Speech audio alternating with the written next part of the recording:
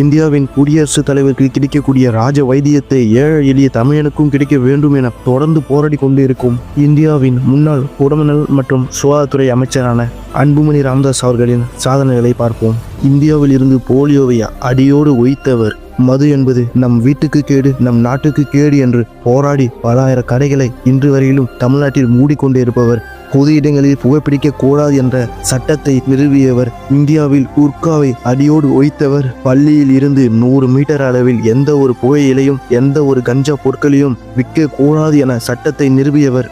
விபத்து மற்றும் அவசர சிகிச்சைக்காக இந்தியாவிற்கு 108 என்கிற ஆம்புலன்ஸை கொண்டு வந்தவர். தமிழ்நாட்டில் பசுமை தாயகம் என்ற அமைப்பின் மூலம் 40 லட்சம் மரங்களை உருவாக்கியவர். ஐநா சபை என்பது 196 நாடுகள் அடங்கியது. அதனுடைய பொதுச் செயலாளர் பாம் கீன் மூன் அவர் எந்த ஒரு அமைச்சரை சந்திக்க மாட்டார். ஆனால் நம் இந்தியாவுக்கு வந்து நம்ம தமிழனை பாராட்டி சென்று போனார். சாதனைகளை சொல்லிக்கொண்டு